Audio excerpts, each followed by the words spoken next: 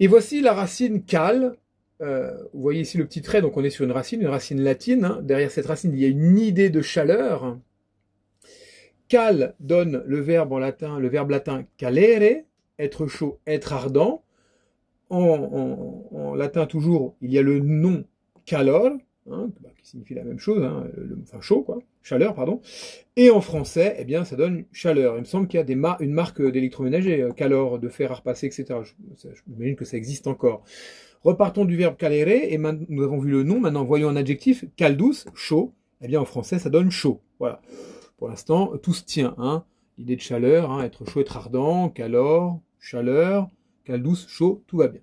Là, les choses vont se compliquer. Je suis parti, bien sûr, d'abord sur le chemin le plus simple. Repartons du verbe calere, et voyons maintenant le verbe français chaloir, qui est un verbe qui n'est pas totalement mort, puisqu'on le retrouve dans une expression figée et archaïque. Donc ce verbe chaloir signifiait être échauffé. Et l'expression dont je vous parle est la suivante, peu me chaud, ce qui signifie cela me laisse froid.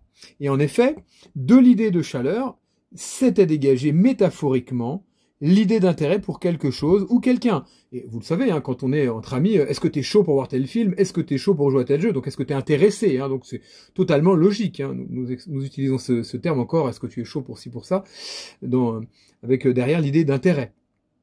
Eh bien, du verbe chaloir est issu un participe présent, chalant. Et oui, et chalant s'écrivait avec un T, c'est important pour après.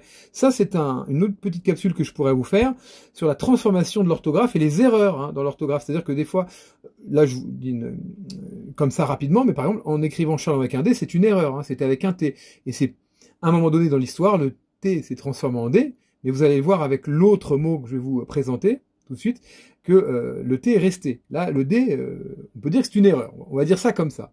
Il faut bien sûr nuancer encore une fois. Donc le français chaland.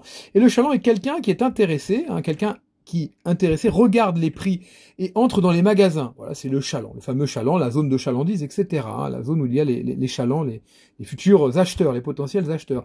Et vous voyez, nonchalant, à votre avis, eh bien donne nonchalant. Et oui, avec le T qui est resté ici, et non le D, hein.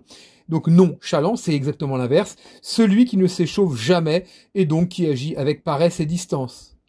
Et ça, c'est étonnant. Chalant, nonchalant, chaleur, racine cale.